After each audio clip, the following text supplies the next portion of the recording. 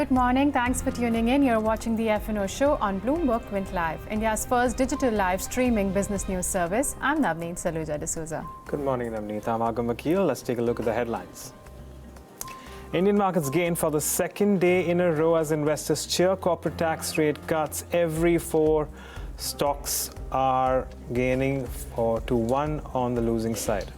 An open interest surges in L&T Finance Holdings as traders take fresh long positions in the stock futures. Hotel stocks gain on the back of GST rate cuts on luxury rooms from 28 to 18%. But no such luck for IT firms, with almost all of them trading lower for the second day in a row, as little changes for them on the tax front. Okay, so those are the top headlines for you at this hour, and it seems like the bulls have taken charge of our market. Second straight day of strong gains coming in for us. In fact, we had a gap up opening. Nifty is trading above the mark of 11,500. Now, that was the level where maximum open interest on the call side was for this monthly expiry schedule on Thursday. But we seem to have crossed that mark. However, from the opening highs, which was somewhere about 11,666, we've definitely cooled off, but nothing to worry considering the gains are significant and there were a lot of short positions sitting in the system. This is a clear sign of short covering that you're seeing. In fact, on Friday as well, on the bank Nifty, which is up about 1,000 point in trade across the series, that witnessed a short covering rally. But talking about the broader markets, which were beaten down, which were underperforming in the last 2 to 3 months. So at lower levels, definitely there is some buying emerging. Mid cap index up almost 2% in trade. Small cap also seeing gains of 1.5%. And market breadth, as we highlighted, has been firmly in favor of the advances. Almost the ratio seems to be 1:4. But very quickly, markets are up, but the VIX, India Volatility Index, which ideally, moves in opposite direction, that's been trading with gains of about 7%. In fact, on Friday as well, with a 5.5% gain, India VIX was just down about 1% to 1.5%. There was a lot of pressure on the call writers, which is there in the system, and if you add up the entire IV on the call and the put side, it is still higher for the call side, and that's the reason why India VIX seems to be on the higher side. Very quickly then, on the sectoral side, FMCG and private bank, these are your top sectoral gainers right now, seeing strong gains, and the reason is because these companies pay a higher corporate tax in the range of about 30 to 35%, and as Agam highlighted, IT is not doing well, so Nifty IT alongside Pharma, both these indices have been losing in trade this morning. On the option side then, open interest distribution, second straight day of call writers running for cover, and there is a lot of addition which is coming on the put side as well. So as we speak, 11,400 put strike has added about 15.5 lakh shares, and going by the premium on that strike, which is currently at about 60, probably the put writers are betting that the expiry will take place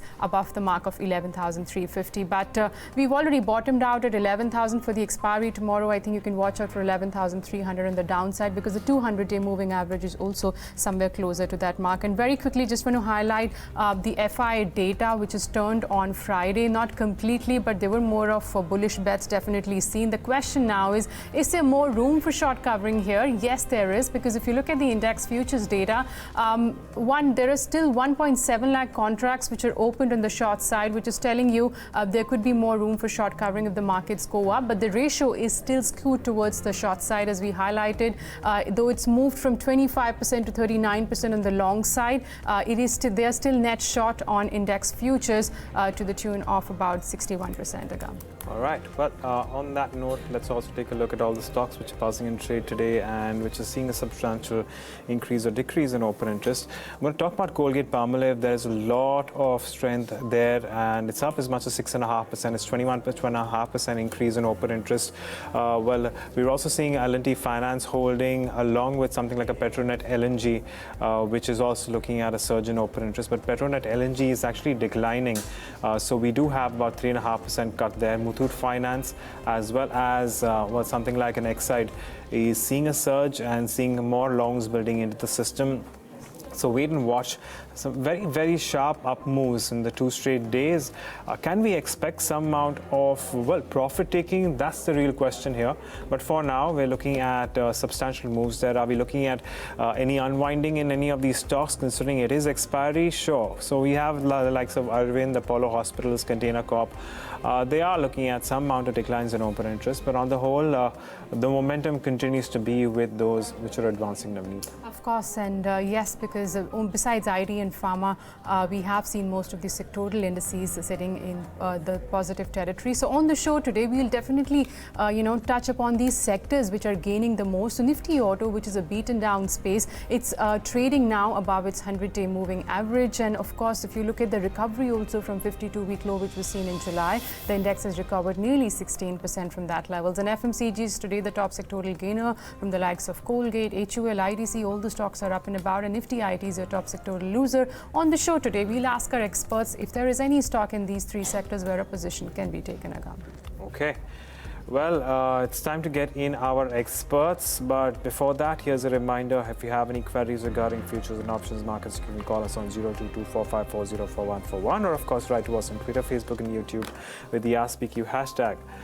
To get in our experts for today, well, in just moments from now, we will have Navneet Daga via Securities, but we already have Amar Singh of Angel Broking joining us on the show. Good morning to both of you, and thanks for taking the time out. Amar, I start with you. Where do we go from here? Are we likely to see some amount of profit taking at these levels? Yeah, very good morning. See, it's been a dream run since Friday, and also Nifty is holding up firmly today.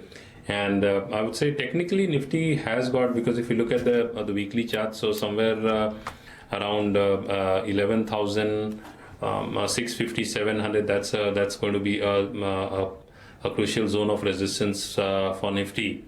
And also, as you rightly said earlier, that the shorts have been squeezed, and that definitely seems to be so. So we'll have to watch out for Nifty sustaining above 11,350, 400 mark, because that's going to be so the gains of the day which we have so far, ideally that should sustain, or even if there is some 50-60 points sell off from the levels, that's fine, but the gains definitely should sustain, because that would indicate clearly that yes, throughout the day we are witnessing buying and the bulls coming in. So I would suggest is that the type of volatility that we witnessed for the last couple of days clearly shows that one needs to be cautious in terms of entering into fresh trades. But yes, the levels, as I mentioned, that's going to be something which is very important. So one needs to watch out for that. So for Nifty futures, the support comes at around 11,300, 400. Whereas on the upside, resistance comes at around 11,570, 600 levels. So one needs to be watchful for that. Okay, so that's the view coming in, and Nifty is trading around the mark of 11,500. Hi, Navneet, good morning to you as well. You know what, 11,150 was the mark which was acting as a huge resistance, and around the 11,200 mark, that was the level where short positions were initiated in the last two series or something. We've comfortably taken out that mark now at 11,500. Are we poised for more upside, keeping in mind there are short positions in the system which are still open? There is room for short covering. So what are the levels that one can watch out now on the upside?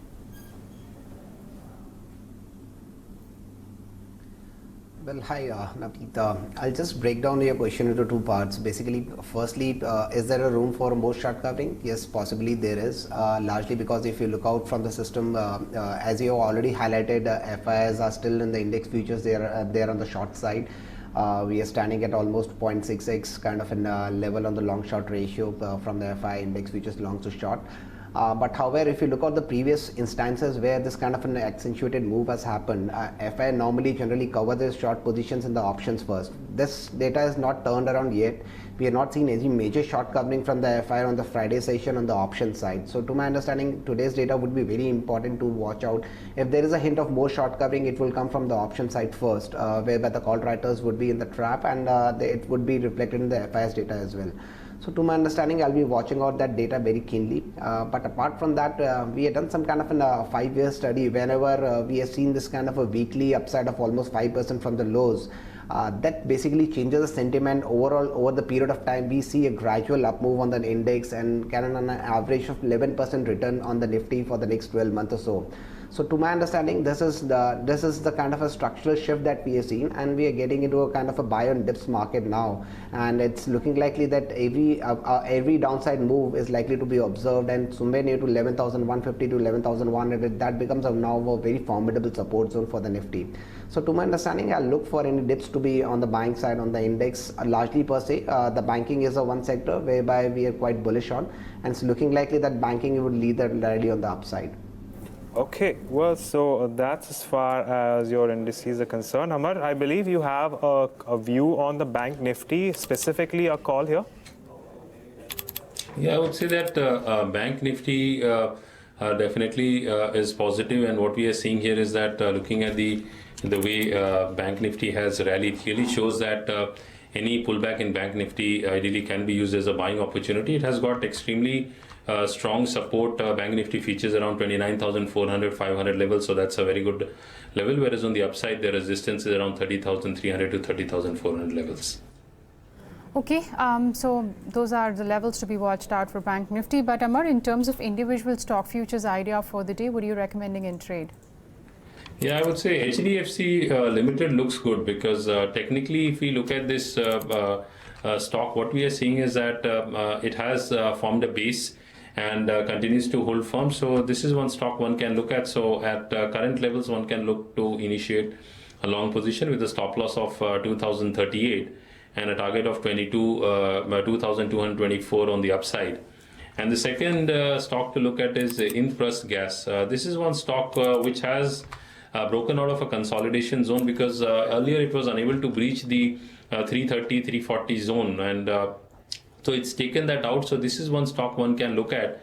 And even from a long-term perspective, if you look at this, the stock continues to remain positive, and on the long-term charts, it's extremely positive. So this is one stock one can look at buying at 344, 345 levels with a stop loss of 331 and a target of 365 in the short term. Okay, Navneet, I believe that you have a covered call on one of the indices. Can you take us through that strategy?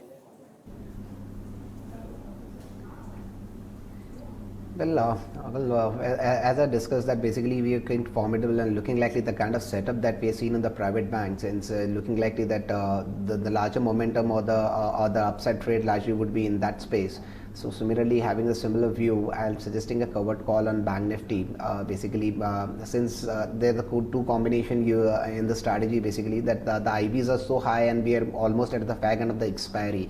So selling an option so on the upper strike would be a good risk reward strategy in this place. So I'm looking for an entry price in the range of somewhere near 29,750 to 850 range on the Bank Nifty futures, and simultaneously selling an upper strike call option of 30,000. That's where the maximum buildup is there at a higher strike. So to my understanding, there's a greater probability that we expire about 30,000 levels on Bank Nifty for this current series, and this momentum is likely carry forward for the next series as well. So my initial target on the strategy would be somewhere near to 30,100, and probably if the move accentuate, 30,500 is also possible for the series itself. So I'll look to book profit in that range and keeping a downside stop loss somewhere in the range of 29,300 levels. That's where the yesterday's closing high would be there. So to my understanding, this would be a good risk reward strategy. Only thing is that there is a gap up gap down risk in that, so one need to keep a very vigilant watch on the stop loss levels as well. Okay, so that's a covered call strategy being advised by Navneet. And for all our viewers who want to know what a covered call strategy is, it is a strategy that is employed when an investor holds a near-term neutral view with a positive bias on a security. This involves selling a call option of the asset in which the investor has bought securities. All right, Navneet, in terms of individual stock futures then for the day, there are a lot of stocks moving around. We have seen gains for majority of the sectors today, but which are those individual stock futures where you are advising to take a trade?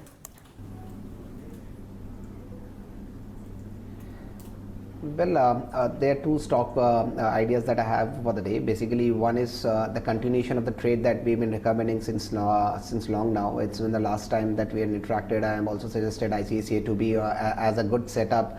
It is always better to be riding with the leaders in such a kind of volatile moves. To my understanding, ICICI. I will carry forward my trade. My initial target was somewhere into 430. It has just started to break about that level as well. So to my understanding, this is the first stock which will create a fresh lifetime high for the in the banking space within the heavyweight private sector banks apart from Kotak Bank. To my understanding, one can still initiate to be on the long side. 430 to be a good entry price with a stop loss of 420 on the lower side. I'm looking for a target of 450 to be achieved in the stock for the next week itself. Second stock would be whereby it has been a quite laggard and it has seen a sudden up move in the last couple of days. The risk rewards are not favorable to be directly be long on the future side. I would like to play with the call option, which is L&T, Larsen and Toubro from a heavyweight space. Currently is trading at near to that 1500 mark. 1500 call options currently priced are somewhere into 30 odd levels. One can initiate a long option strategy on the 1500 strike call options with a stop loss of 12 on the lower side, and looking for an upside target of as levels of somewhere near to 60 on this strike for the coming week. Okay, well, from there on, we move and talk about certain sectors that we want to address. We usually talk about stocks, but today, considering the kind of move that we've seen in the markets, we're talking about sectors. So, well, we do have the auto sector, which has actually recovered as much as 16% from a 52-week low, and it's crossed its daily moving average, 100 DMA specifically. It's currently, however, trading below its 200 daily moving average. That said, we do certainly need to take stock of some companies such as Maruti Suzuki, maybe something like an Ashok Leyland. From the auto ancillary, you have Bharat Forge or Motherson Sumi for that matter, which are all looking at significant gains. Amar, I come to you. Anything that stands out for you in the auto sector? Anything that interests you? Yeah, I would say that overall, looking at Maruti is a better bet as compared to Ashok Leyland, because we are seeing what we are seeing here is that, but not at the current levels, because current levels what we are witnessing in Maruti is that it's unable to take out last Friday's high. So and today's high also, there's some sort of bearish divergence on the short-term charts. That's the hourly chart. So any pullback towards 6600 ideally, because that can be a good level. 6600 can be a good level to enter Maruti if we witness some correction, not at the current levels. Okay, so Maruti is the favorite within the auto pack. Remember, the primary gainers on Friday and even today could be the stocks where a lot of short positions have been added in the past month or so, and auto being one of them. The second space which is outperforming today, or rather which is the top sectoral gainer, is the Nifty FMCG index. And the primary reason for this index to scale higher today is because majority of the companies in the FMCG pack have been paying corporate tax between the range of about 29 to as high as 36 to 37%. Barring few, Daga, Marico, which do enjoy some exemption with regard to SEZ plants. So their tax rate is below 20 to 21, even Godrej Consumer for that matter. But look at the gainers today. United Breweries, I guess they are paying typically somewhere about 36 to 37%. Colgate also on the higher side. ITC is also gaining because there was no news which came in the GST Council meet with regard to higher GST prices, or for that matter, there was no increase in cess as well. Britannia, HUL, Jubilant Foodwork, all these companies are gaining, and the reason for that is because their corporate tax rate is on the higher side, so they stand to gain the most. Navneet, within the FMCG pack, we are seeing a lot of stocks gaining besides Dabur and Marico. So is there any trade that you would advise on any of these stocks for the day or for the next maybe 3 to 4 sessions as well?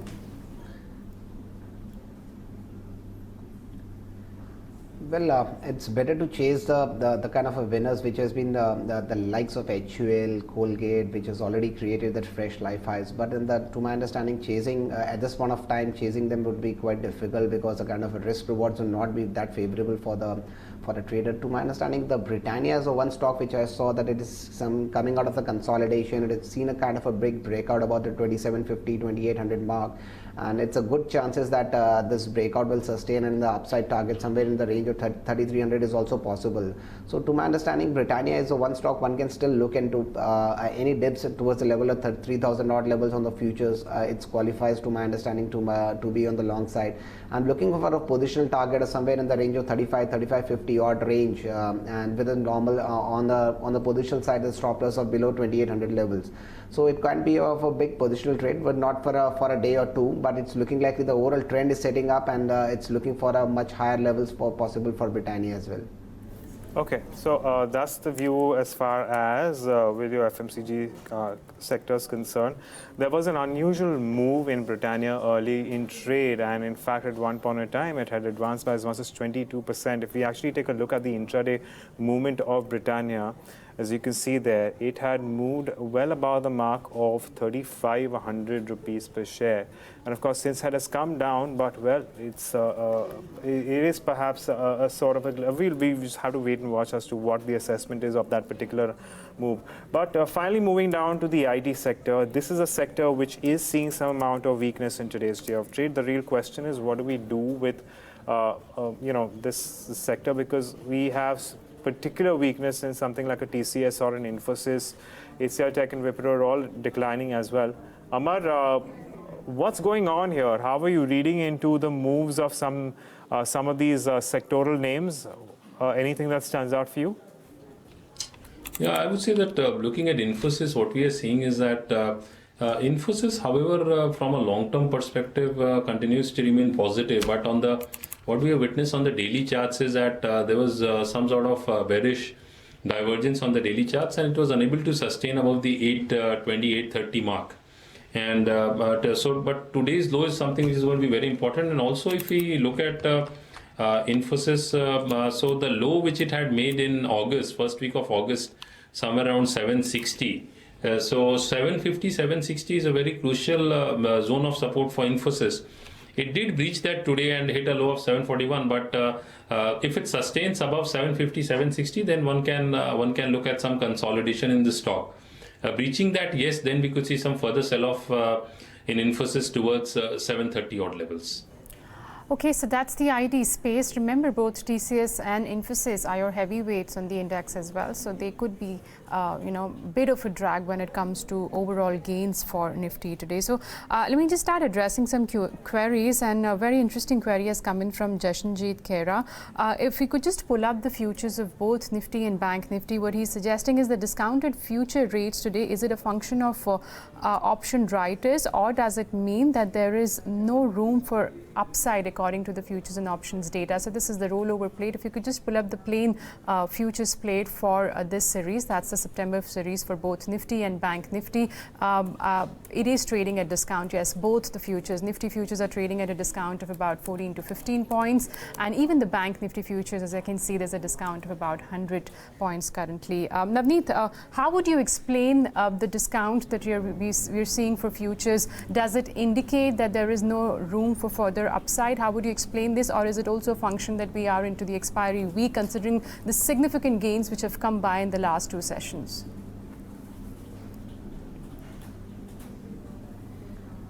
Look, this discount and premium is not only the indication of the kind of an exaggeration move that we normally see. So futures discount is a combination of number of things.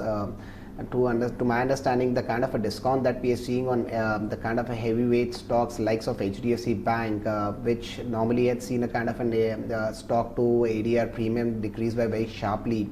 And similarly, the kind of move that we are seeing in our markets as well, the spot to futures are trading almost at a start of a day. We are trading at almost 20 odd points kind of a discount, which is normally roughly 1.5 kind of a % of discount. So those kind of a discount, that's why that kind of a heavyweight stock is trading in a discount. That's the reason, largely to my understanding, the index is trading at such kind of a discount.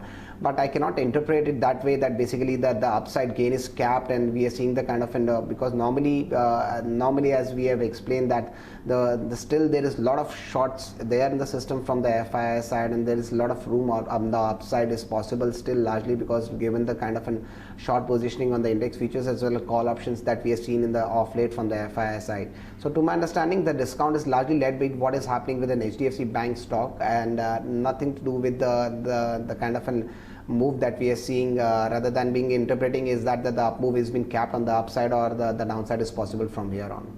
Okay, well, that's your view there on some of those banking names. And we have a query on, so a query from Lalit Akhare. He says that he sold the Kotak Mahindra Bank 1620 call for this particular expiry, this weekly expiry.